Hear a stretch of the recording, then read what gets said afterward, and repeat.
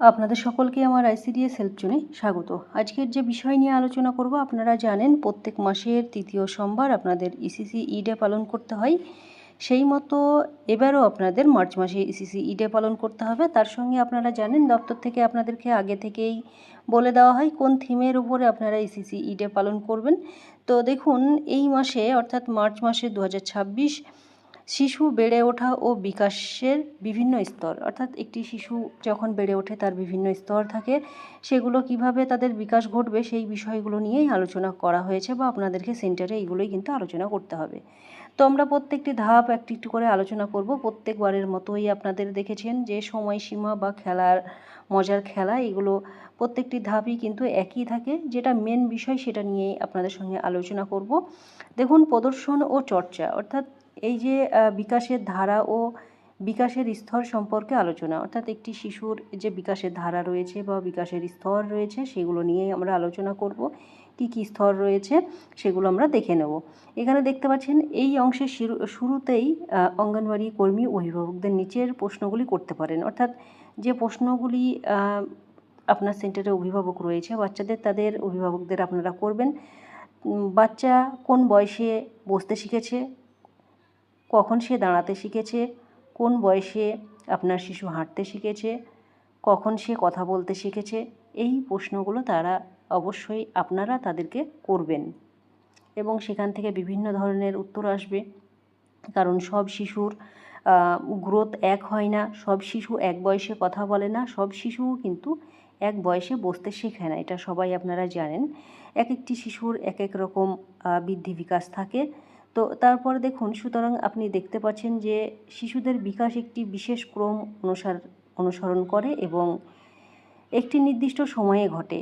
বিভিন্ন বিকাশের 5টি ডোমেন বা ধারা সম্পর্কে শুনেছেন: শারীরিক বিকাশ, সামাজিক আবেগজনিত বিকাশ, ভাষার বিকাশ, বৌদ্ধিক বিকাশ এবং সৃজনশীলতার বিকাশ। এই 5টি বিকাশ মূলত কিন্তু ঘটে।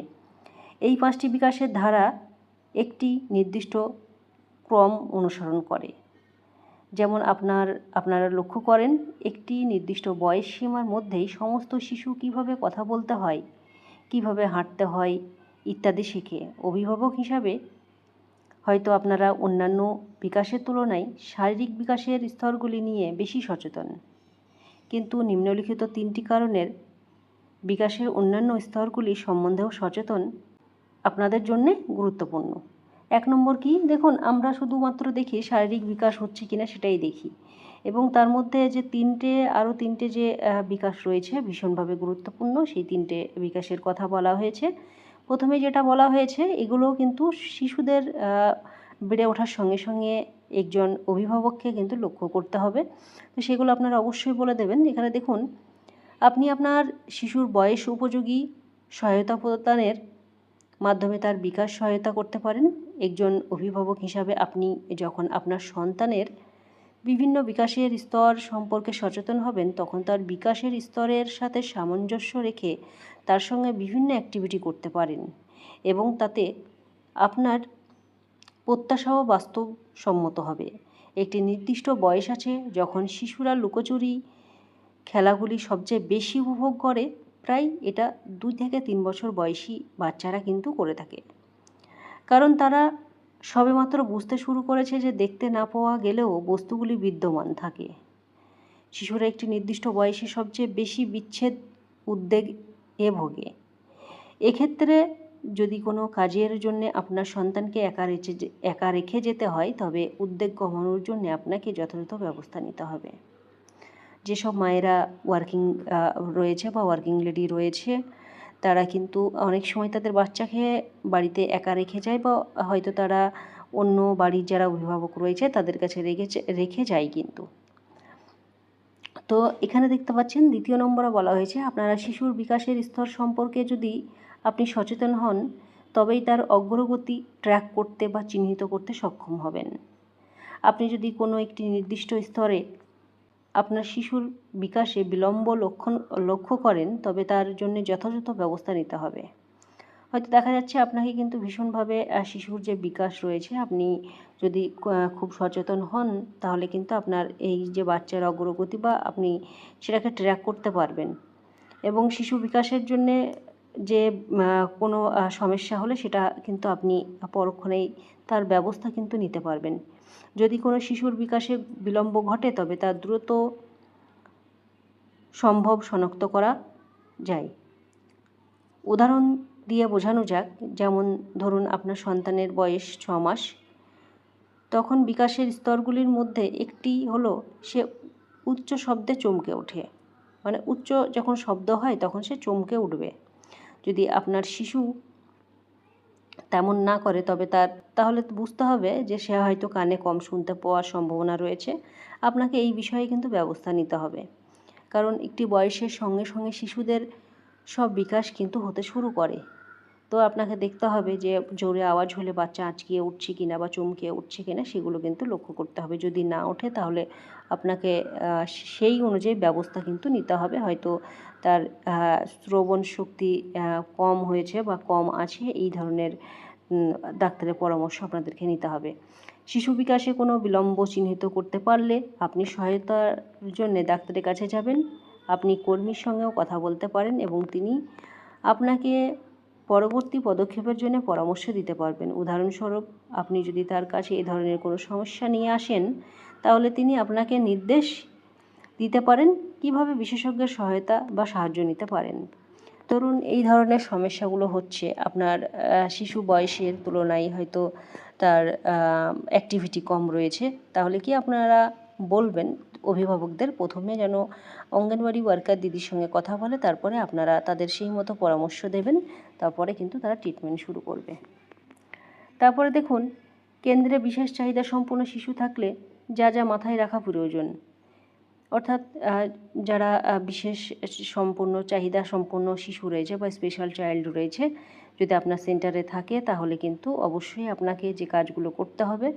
একটি শিশুকে তখনই আমরা বিশেষ চাহিদা সম্পন্ন বলবো যখন কোনো চিকিৎসা বা স্বাস্থ্যবিদ বিভিন্ন পরীক্ষা নিরীক্ষা করে তাকে বিশেষ চাহিদা সম্পন্ন সার্টিফিকেট দেবেন। অবশ্যই আমরা কোনো বাচ্চাকে দেখেই আমরা বলতে পারি না এই শিশু স্পেশাল চাইল্ড বা চাহিদা সম্পন্ন, সেটা আমরা বলতে পারি না। যতক্ষণ না মেডিকেল ট্রিটমেন্ট হয়ে তাকে সার্টিফিকেট প্রদান করছে ততক্ষণ কিন্তু আমরা তাকে কিন্তু সুস্থ বাচ্চাই ধরব। তারপরে দেখুন, কোনো শিশুকে নিয়ে মনে চিন্তা থাকলে তার পরিবারকে সঙ্গে সঙ্গে লিখিত প্রতিষ্ঠানগুলির মধ্যে যে কোনো একটিতে যাওয়ার পরামর্শ দিতে পারেন। হয়তো দেখা যাচ্ছে আপনার সেন্টারে অনেকগুলো শিশু রয়েছে, আপনি যদি মনে হয় কোনো শিশুকে নিয়ে হয়তো স্বাভাবিকের তুলনায় অন্যরকম মনে হচ্ছে, তবে অবশ্যই তার অভিভাবককে এই যে সেন্টারগুলো রয়েছে, যেমন ধরুন প্রাথমিক স্বাস্থ্যকেন্দ্র, জেলার প্রাথমিক পরিষেবা কেন্দ্র, জেলা রাজ্যের হসপিটাল, এইগুলো আপনারা যাওয়ার জন্য তাদের পরামর্শ দেবেন বা তার সঙ্গে আশা কর্মীদের সঙ্গে যোগাযোগ করতে বলতে পারেন। যে কেন্দ্রে যেভাবে আমরা শিশুদের সহায়তা করতে পারি, যে সকল শিশুদের শুনতে অসুবিধা আছে, দৃষ্টিহীন বা কমজোর দৃষ্টি সকল শিশুর, যে সকল শিশুর জ্ঞানভিত্তিক সীমাবদ্ধতা আছে, এই 3টে ভাগ রয়েছে। এই 3টে ভাগ আপনারা অবশ্যই পিডিএফগুলো পেয়েছেন, আপনারা দেখে নেবেন, কারণ বাচ্চাদের যে শারীরিক অক্ষমতার রয়েছে সেগুলো কিন্তু এখানে দেওয়া রয়েছে। কথা বলার সময় তাদের দিকে তাকান যাতে তারা আপনার ঠোঁটের নড়াচড়া বা অঙ্গভঙ্গি এবং মুখের অভিব্যক্তি পড়তে বুঝতে পারে। বাচ্চাদের সঙ্গে যখন কথা বলছেন তখন অবশ্যই তাদের দিকে তাকিয়ে কথা বলতে হবে, তারা যাতে আপনার ঠোঁট নাড়ানো দেখে তারা বুঝতে পারে। এ ধরনের কিন্তু বলা হয়েছে। যারা শুনতে কম পায়, হয়তো শুনতে সমস্যা রয়েছে, সেই সব শিশুরা যাতে আপনার ঠোঁটের নাড়াচড়া বা অঙ্গভঙ্গি দেখে যেন বুঝতে পারে। যেমন ধরুন দৃষ্টিহীন বা কমজোর দৃষ্টি যে সকল শিশু, তাদের সঙ্গে কথা কীভাবে বলবেন। দৃষ্টিগত বা প্রতিবন্ধকতা থাকা শিশুরা জিনিসপত্র ধরতে এগিয়ে আসে না, কারণ তারা চোখে দেখতে পায় না। পরিষ্কার এবং দেখুন এখানে আরেকটি বলা রয়েছে, যে সকল শিশুর জ্ঞানভিত্তিক সীমাবদ্ধতা আছে, পরিষ্কারভাবে এবং ধীরে ধীরে কথা বলুন। শিশুর সাথে কথা বলার সময় সহজ ভাষা প্রয়োগ করুন। অবশ্যই প্রত্যেকটি শিশুর সঙ্গে কথা বলার সময় আস্তে আস্তে কথা বলা উচিত এবং তাদের সঙ্গে যতটা পারবো আমরা সহজ ভাষায় কথা বলার চেষ্টা করতে হবে। এইভাবে কিন্তু পাট করে দেওয়া রয়েছে। এবং দেখুন নিচের দিকে দেওয়া রয়েছে, কেন্দ্রে বিশেষ চাহিদা সম্পন্ন শিশুদের সহায়তা করার জন্যে আরও কিছু কৌশল, অর্থাৎ যারা স্পেশাল চাইল্ড রয়েছে তাদের সহায়তা করার জন্যে কিছু কিছু কৌশল এখানে দেওয়া রয়েছে। কেন্দ্রে কার্যক্রমে সম্ভবত ইন্দ্রিয়ের ব্যবহার করতে হবে। শিশুদের ছোট ছোট দলে ভাগ করে কাজ দিতে হবে। শিশুদের কোনোভাবে শারীরিক ও মানসিক শাস্তি দেওয়া যাবে না। তারা যাতে বাকি শিশুদের সাথে অন্তর্ভুক্তিমূলক শিক্ষা পেতে পারে তার জন্যে মানসিকভাবে একজন কর্মীকে ইতিবাচক হতে হবে। কেন্দ্রের পরিবেশ এমন হতে হবে যাতে অন্য সহপাঠীরা তার বন্ধু মনে করে।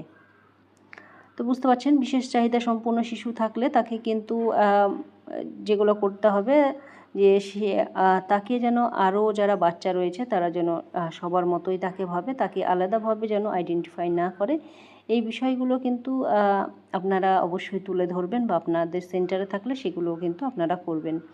তো এইভাবেই কিন্তু দেওয়া রয়েছে, অর্থাৎ আপনারা দেখতে পেলেন যে শিশুর বেড়ে ওঠা ও বিকাশের বিভিন্ন স্তর, এবং এগুলো ভীষণই একটা গুরুত্বপূর্ণ বিষয় রয়েছে। একটি বাচ্চা বেড়ে ওঠার সঙ্গে সঙ্গে এই যে বেড়ে ওঠার বিকাশ বা স্তরগুলো রয়েছে সেগুলো প্রত্যেকটা অভিভাবকের লক্ষ্য রাখা দরকার।